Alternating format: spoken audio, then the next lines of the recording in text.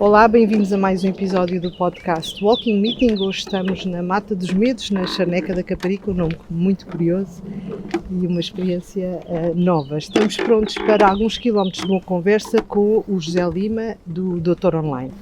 Vamos falar sobre marketing nas startups, mas pelo caminho falar evidentemente de empreendedorismo, de vida académica versus vida real, de tradição e tecnologia, de inteligência artificial, enfim, e o papel do marketing no meio de tudo isto. E já agora também sobre alguns medos. Vamos a isto, Jé? Vamos Inês, é um prazer. Bem-vindos ao Walking Meeting, o podcast do Departamento de Marketing. Sem tema nem lugar fixos e apenas uma única condição: alguns quilómetros de boa conversa com alguém que, como nós, tem paixão pelo marketing, pelas pessoas e pelos negócios que querem crescer. Calce os ténis, venha caminhar connosco. Então deixa-me começar por apresentar de forma breve. O José Lima é Chief Product Officer no Doutor Online, uma startup, ou como dizia o anúncio, uma grow-up na área da saúde, e foi também cofundador e CEO da Wall-Eye. Tem uma vasta experiência como empreendedor, sempre ligada à tecnologia e à inovação. Passou pela Geratriz como Head of R&D na área da água e da energia e fez o seu doutoramento em Inteligência Artificial e Big Data e trabalhou como investigador na Universidade Nova. No início da sua carreira passou também pela Sonaicom e pela Portugal Telecom, atualmente Altice. José, a primeira vez que nós conversámos sobre a tua experiência enquanto empreendedor, que já soma quase 15 anos, creio recordar, lembro-me que te perguntei assim friamente quantos sucessos e quantos fracassos já somava essa vida de empreendedor, e gostei muito da tua resposta, primeiro porque foi direta e porque senti que deste a mesma importância aos sucessos e aos fracassos. Queres-nos falar um bocado mais do que aprendeste nesses altos e baixos da vida de empreendedor? Sim, Inês, pronto, realmente a vida de empreendedor é feita de tentativas, não é? Portanto, ninguém tem uma receita para o sucesso. E o sucesso atinge-se tentando, e chama-se esse processo o processo de iteração. Portanto, uma pessoa tem uma ideia, quer pô-la em prática, e muitas vezes o que faz é mesmo pô-la logo em prática. Portanto, não para um pouco para pensar bem sobre o que é que realmente as pessoas querem ou para quem é que aquela solução ou produto está direcionado. E portanto, no meu caso, isso aconteceu com vários projetos em que estive envolvido, e portanto os falhanços começaram desde o início, portanto na área da tecnologia e outras áreas. Portanto, eu sempre tive muita avidez por criar coisas, mas portanto este processo de aprendizagem, portanto os falhanços aos poucos vão se tornando em pequenos sucessos. Portanto, nós aprendemos que é mais importante dar prioridade a afiar a lâmina do machado, não é? E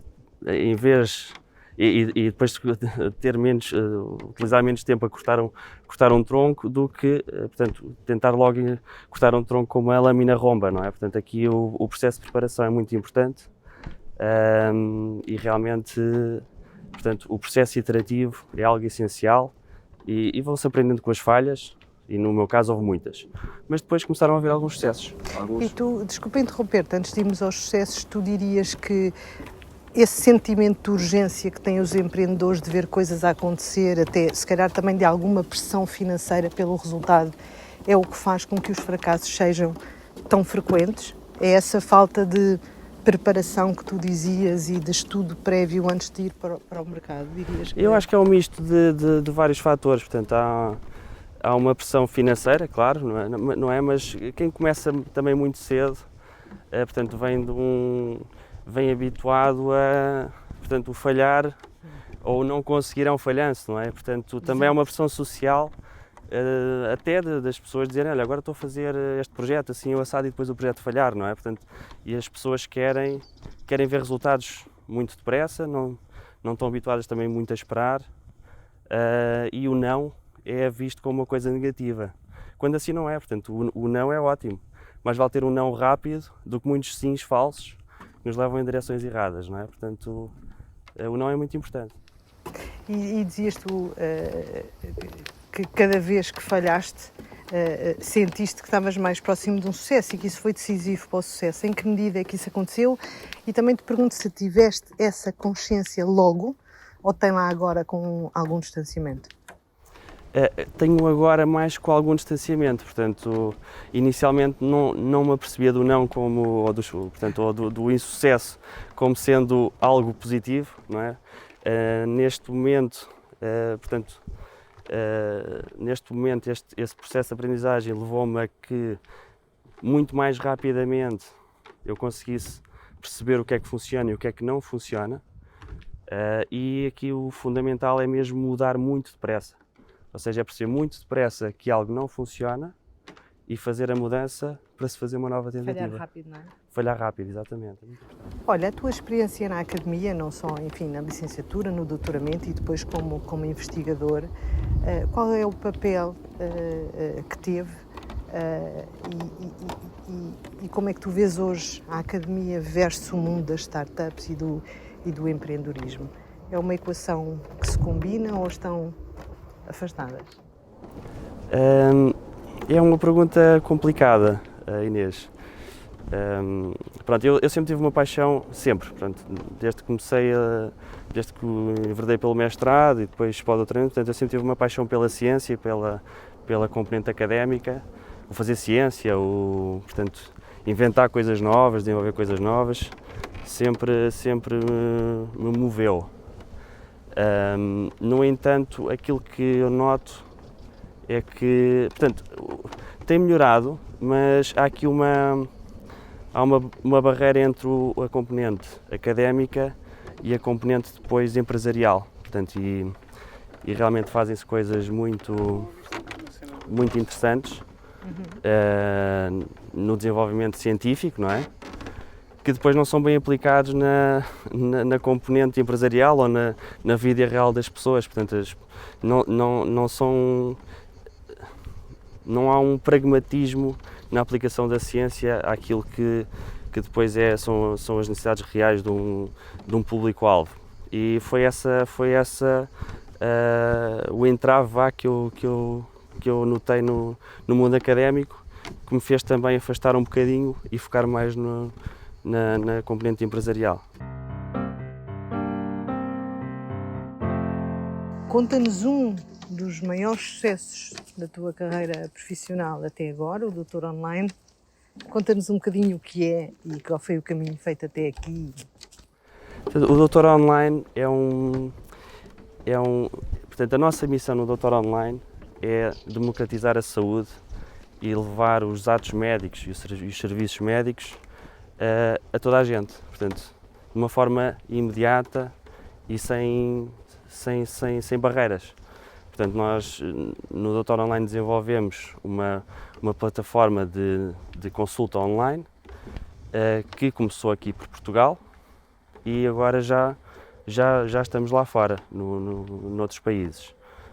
E portanto aqui acabou por ser o fruto de uma série de aprendizagem ao longo do meu percurso, que me permitiu, lá está, perceber como afiar bem a lâmina do machado e desenvolver algo que realmente as pessoas querem e procuram e me parece que precisam. Portanto, aqui o Doutor Online também tem como objetivo colmatar uma série de limitações que nós vemos hoje em dia no SNS, que não desfazendo, portanto, nós cá em Portugal temos um SNS, um serviço de saúde muito bom, apesar de ter as suas falhas. No entanto, tem falhas e é por aí que o Doutor Online também pretende contribuir. Portanto, o Doutor Online é uma plataforma onde qualquer pessoa de qualquer sítio do mundo, a qualquer hora, pode agendar uma consulta ou um ato médico, como tu dizias. José, eu acho que é inovar num dos setores mais tradicionais e mais convencionais, e estou a pensar que nesse percurso lidas não só com os pacientes ou com o público em geral, mas também com os médicos. Encontraste muitas barreiras à inovação? Portanto, nós, em termos de barreiras à inovação, foi mais na parte tecnológica que realmente encontramos algumas dificuldades em tornar a tecnologia muito acessível. No que toca aos médicos, tivemos uma aceitação muito boa, portanto, e nos pacientes também, portanto, os pacientes que estão, tanto os médicos como os pacientes que já estão habituados a outro tipo de serviços que temos hoje em dia, como por exemplo, chamar um meio de transporte, não é? Que vem conduzido por um desconhecido, para nos levar a algum lado, ou reservar uma casa para férias de uma pessoa também desconhecida, tudo pela internet, portanto, ou comprar ténis pela internet. Há aqui uma série de mudanças que ocorreram na forma como as pessoas consomem este tipo de serviços, que também tem vindo a contribuir para que as pessoas aceitem bem esta tecnologia ao serviço de um mercado tão tradicional, não é? Ou um segmento tão tradicional como é o setor da saúde, não é? Portanto, vocês apanharam uma boleia das tendências, entendo que tudo o que aconteceu também com a pandemia beneficiou, imagino que também para angariar médicos para prestar serviços no setor online. Os médicos também querem uma vida, enfim, nómada, remota, híbrida, ou não?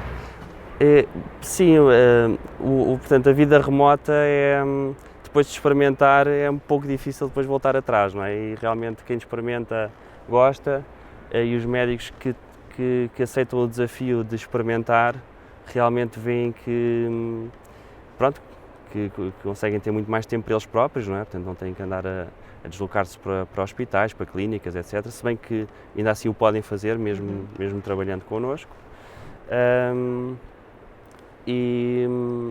E portanto, aqui o Nómada Digital já chegou ao setor da saúde. Imagino também que lhes permita prestar um serviço com maior qualidade, não é?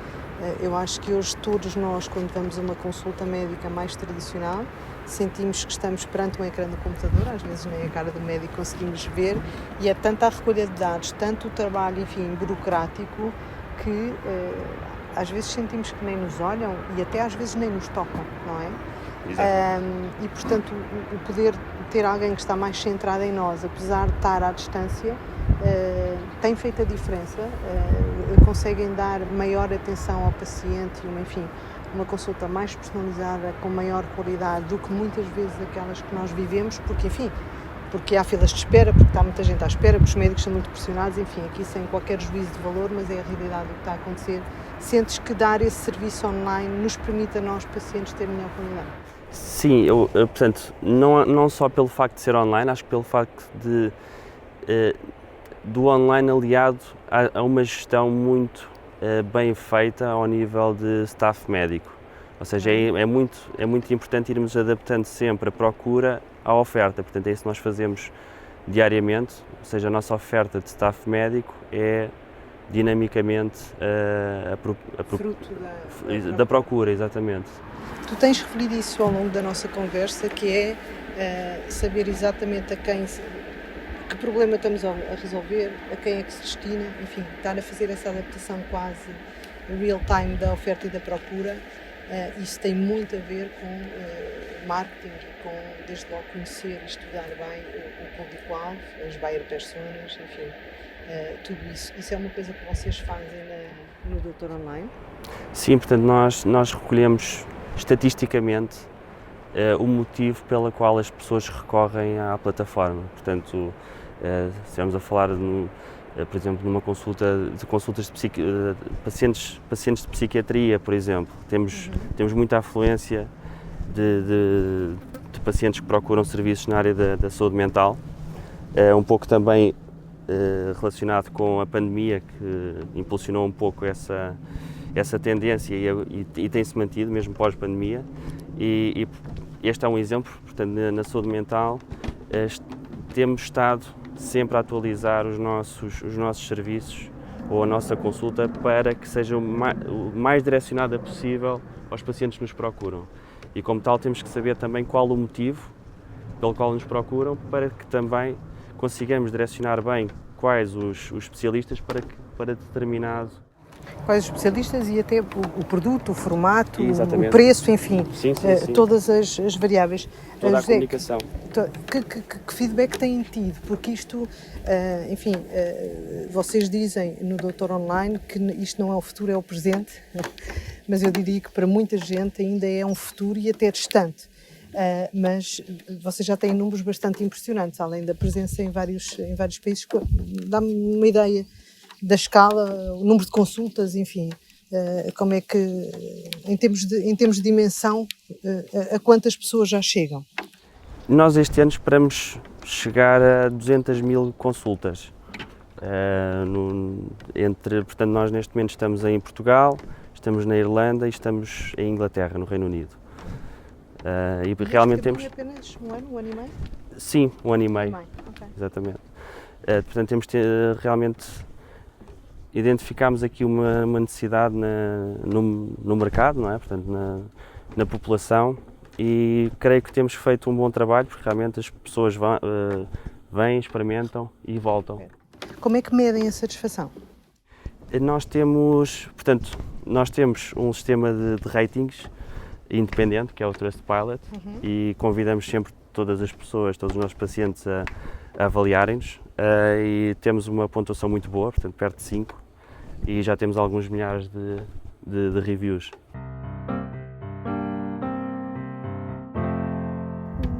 O que é que tem sido o papel do marketing? Ou o que é que tu achas que deve ser o papel do marketing nas startups, tendo tu essa experiência, na tua própria experiência, ou aquilo que tu vês no ecossistema por onde circulas? Qual é que achas que é o papel? O papel do marketing começa, portanto, é a base, porque quando falamos em marketing, portanto, eu acho que isto começa logo no o que é o produto, não é? Portanto, o que é o produto, quem é que são os nossos clientes, o que é que eles precisam, portanto, parte por conhecer bem aquilo que nós nos propomos a fazer, não é? E há muito trabalho a fazer aí, muita investigação, muita recolha de dados, para depois então se começar a preparar o que vai ser o nosso produto e de que forma é que ele vai ser entregue. Com o caso do Doutor Online, vocês pensaram primeiro no produto genericamente e depois fizeram recolha de dados, entenderam o vosso público-alvo e depois criaram um MVP, imagino, ou não? Pensaram primeiro no público-alvo e analisaram tendências em geral e perceberam, olha, há aqui uma necessidade, então vamos criar um produto. O que é que nasceu primeiro, o ovo ou a galinha? Ou melhor, o público-alvo ou o produto? No caso do Doutor Online, como é que foi a história real? No nosso caso, portanto, houve uma identificação de uma necessidade. Estávamos em altura, a Doutor Online nasce na altura da pandemia, é identificada uma necessidade realmente a nível de consultas, a nível de serviços de medicina, e portanto depois a nossa investigação e o nosso trabalho inicial foi muito focado em perceber porque é que isso estava a acontecer, em que volume, não é? Qual o volume expectável para um potencial mercado, quais as valências que teriam que ser entregues para proporcionar uma experiência semelhante ou o mais parecido possível com o que as pessoas estariam habituadas, mas com mais vantagens de um lado e claro que com outras limitações de outros, mas realmente aqui o primeiro foi identificar a necessidade no mercado. Sabes quantas vezes na vida real me apercebo que é sempre ao contrário, primeiro é o produto, mas não estamos a falar de um MVP, estamos a falar de criar tudo e depois no final, vamos ver onde é que isto encaixa. Esse erro acontece muitas vezes. No mundo das startups também acontece ou não? Essa questão de falhar rápido que falávamos há pouco, de ter a possibilidade de testar com o MVP, acontece menos ou é igual? Não distinguirias as startups das Big Corps ou de qualquer outro tipo de empresa? Hoje em dia, portanto, já existem imensas metodologias que são ensinadas aos empreendedores e às startups que acompanham as tendências, não é? Para realmente acompanharem aqui um processo de validação e iteração muito, muito rápido. Hoje em dia, o empreendedor que o queira ser tem à sua disposição muito material online que permite poupar muito tempo, poupar muitos falhanços, muitos nãos. Os nãos são sempre essenciais, vão sempre acontecer, fazem parte, mas realmente já existe, a tarefa já está muito facilitada para os empreendedores e até mesmo para depois, portanto, desde a identificação do mercado-alvo, existem ferramentas online para perceber portanto, qual é que é o volume de pesquisas de determinado assunto, entre outros, até depois à experimentação, mesmo criar um website hoje em dia é algo que não é tão complexo como há uns anos atrás e permite muito rapidamente validar uma hipótese, não é? Já nesse caminho do doutor online, a tecnologia foi o menos difícil e o marketing ou a forma de chegar ao mercado e de criar o produto foi mais complexo? Ou não?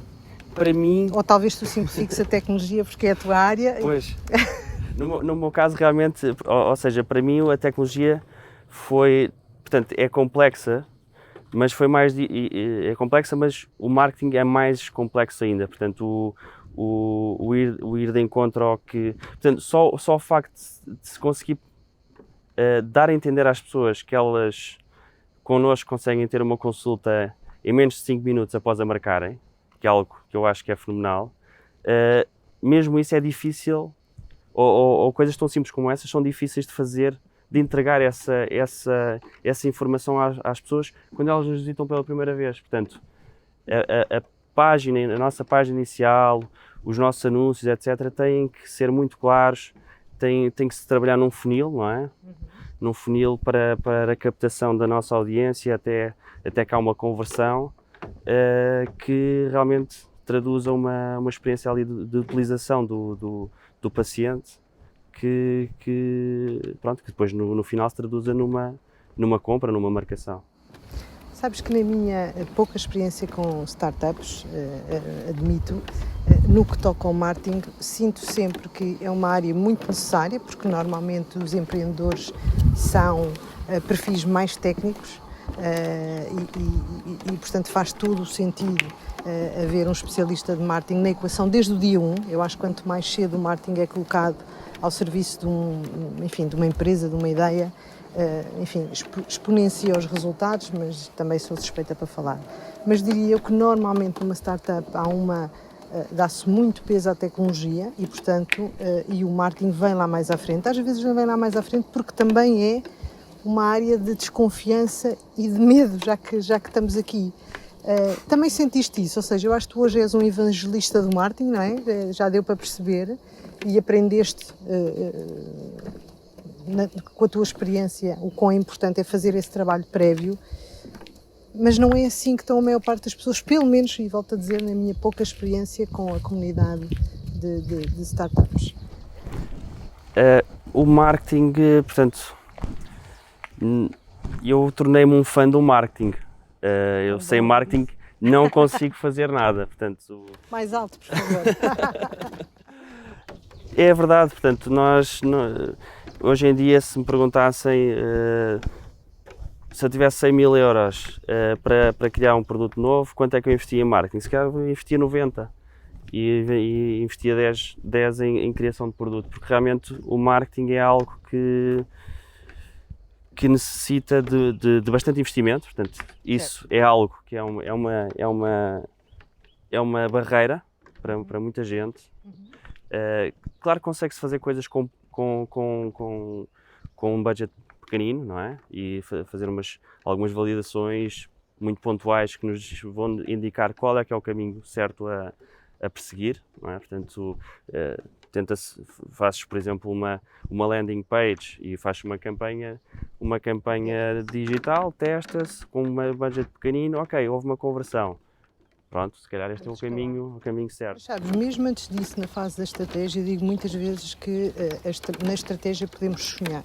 Não é que ela seja gratuita, naturalmente que não é, mas não tem um custo tão grande como quando entramos numa fase de execução. Portanto, pensar bem um produto, estudar bem o público-alvo, definir os melhores canais, falar profundamente com aqueles que vão ser os utilizadores ou os prescritores, tudo isso tem um custo muito pequeno em toda a equação. Depois a execução é que aí, enfim, aí já está indexado a um budget, porque tem a ver com escala. E, portanto, eu digo sempre, temos menos dinheiro, vamos mais devagar, temos mais dinheiro, vamos mais depressa. É como conduzir um carro.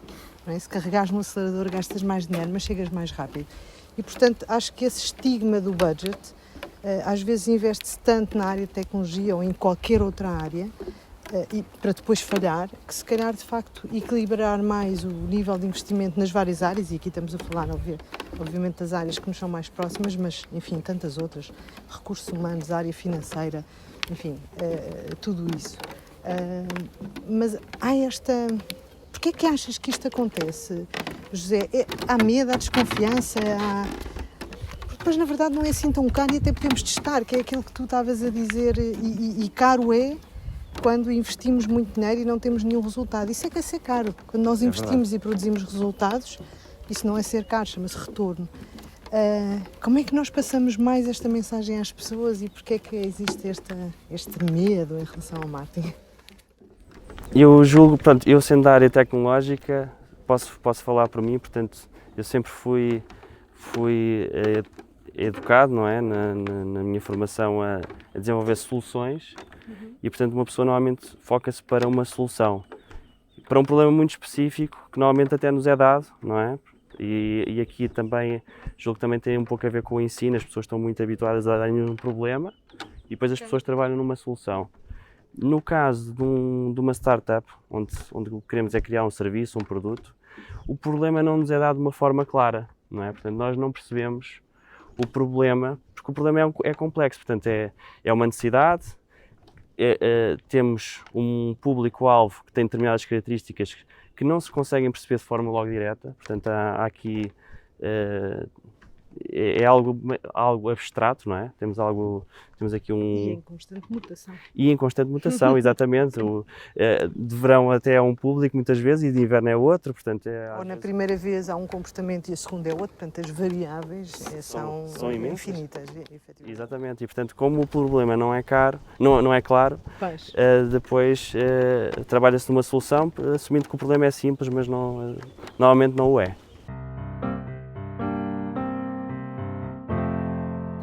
Olha, José, estamos aqui como dizíamos, na mata dos medos.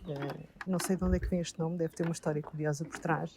Mas estamos aqui sobre os passadiços. Eu acho que às vezes se ouve aqui a madeira a ranger e estamos aqui a fazer um percurso e no final o presente é uma vista para a praia absolutamente única. Portanto, agradecer-te também teres escolhido este lugar.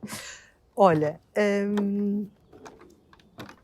Achei muito curiosa uma frase que tu tens no teu perfil do LinkedIn e queria saber se achas mesmo que deve ser assim, aquela dos limões. Portanto, se a vida está a limões, como é que é, José?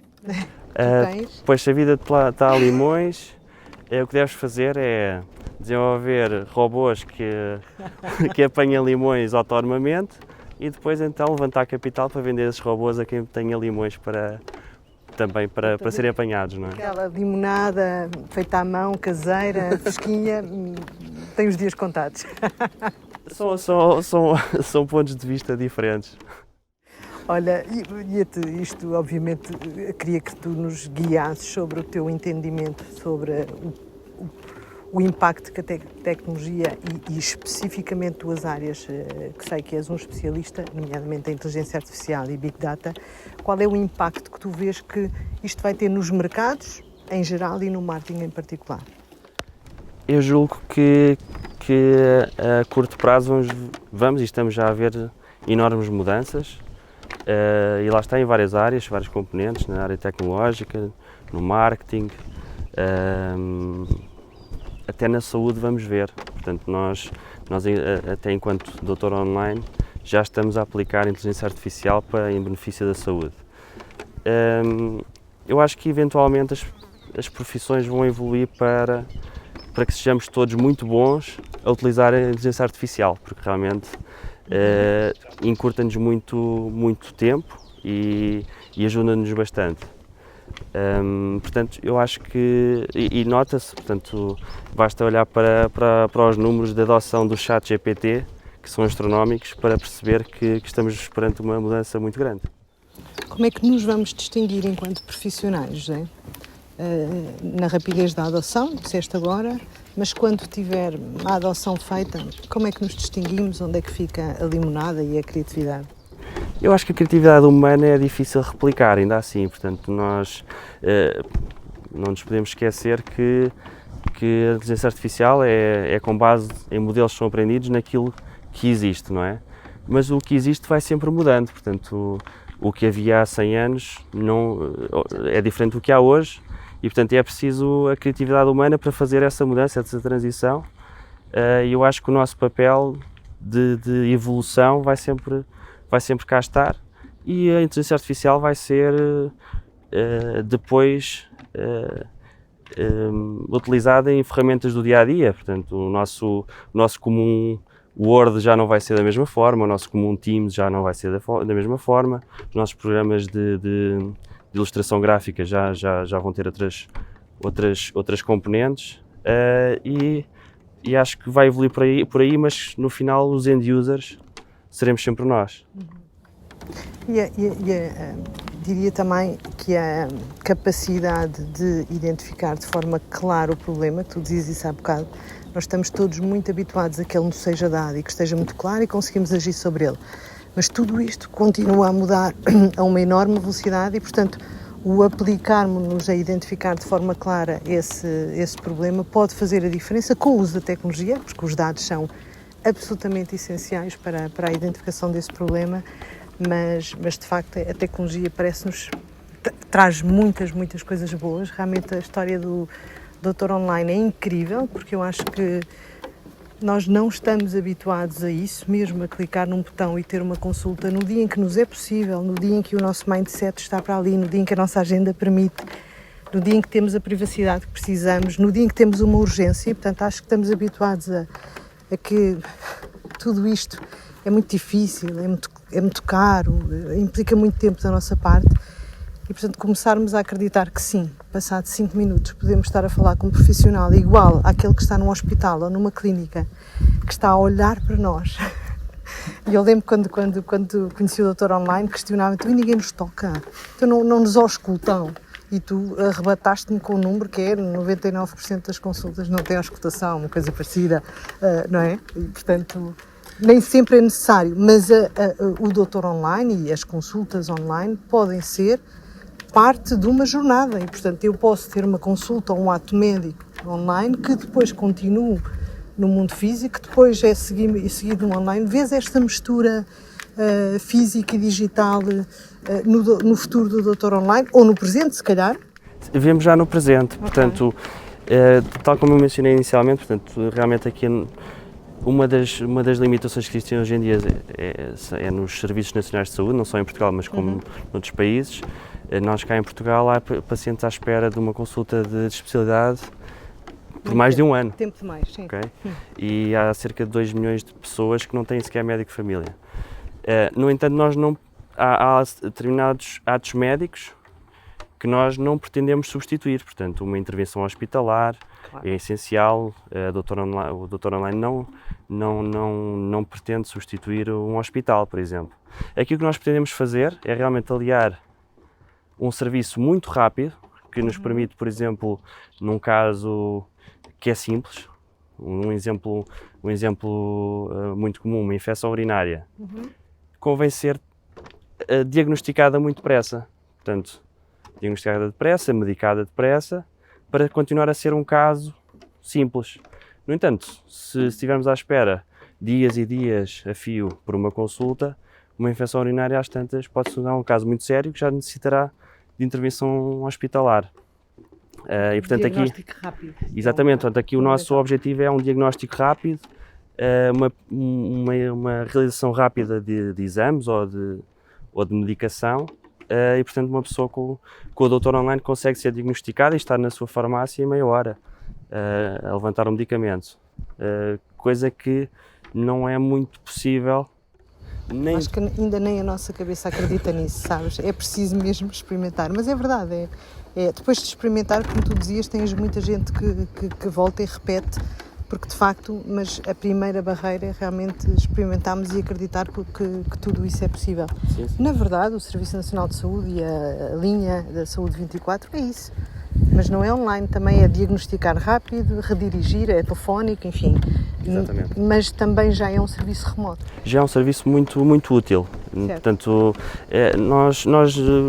nós posicionamos um pouco depois do serviço SNS 24, ao fim e ao cabo, porque o SNS 24 é realizado por triagem, é triagem, é realizado por enfermeiros, não é possível medicar, pedir exames, um diagnóstico, portanto há uma tentativa, mas realmente é um serviço também muito, muito importante. Sim, mas o ponto que eu estava a fazer é se nós todos já nos habituámos, e é massiva a utilização da Saúde 24, a um serviço de triagem remoto que tem a ver com a área da saúde, enfim.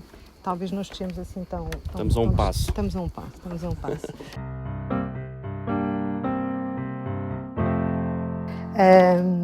Queria terminar a nossa conversa com duas perguntas. Uma é, qual é a causa a quem gostarias que nós doássemos em teu nome estes quilómetros, convertidos obviamente em euros? Qual é a causa que tu escolhes? Temos aqui um cão a passar, como se vê. Vários cães, bom dia. Bom dia. Nós enquanto Doutor Online, gostaríamos de doar, pronto, esta quantia para a Associação Acreditar. Achamos que realmente tem feito muito pelas crianças e pelo atendimento pediátrico oncológico. E, portanto, gostaríamos também de salientar a sua importância, só ao mencioná-los também. Muito bem. Obrigada por isso, e assim será. E a nossa última questão, José, com quem é que tu gostarias de repetir esta experiência? Provavelmente aqui neste sítio absolutamente maravilhoso. Eu lá estou convertida a este silêncio, a este pinhal e a esta vista, toda esta calma, mas voltarias aqui com quem? Eu, infelizmente, dificilmente acho que o Elon Musk aceitaria o meu convite de vir cá, mas acho que seria excelente tê-lo como companhia, porque além de um gênio da tecnologia, julgo que é um gênio do marketing. Portanto, não aplicando regras tradicionais do marketing, é muito atrevido, mas o que é facto é que realmente ele, lá está, é uma pessoa que me parece que domina muito bem as várias componentes de como tornar um serviço ou uma tecnologia num sucesso. Muito bem, isso será seguramente uma conversa muito interessante. Obrigada mais uma vez, José, pelo teu tempo e pelas partilhas e pela nossa conversa. Terminamos assim o 16º episódio do podcast Walking Meeting, hoje com o José Lima, do Doutor Online, a falar sobre, enfim, muitas coisas, mas essencialmente marketing nas startups. Obrigada a quem esteve desse lado, esperamos sinceramente que nos tenham ouvido de ténis, calçados, a caminhar connosco. Todos os meses temos um novo convidado. Obrigada e até ao próximo episódio. Todos os meses temos um novo episódio. Siga-nos no LinkedIn do Departamento de Marketing Portugal, no Spotify ou no Apple Podcast.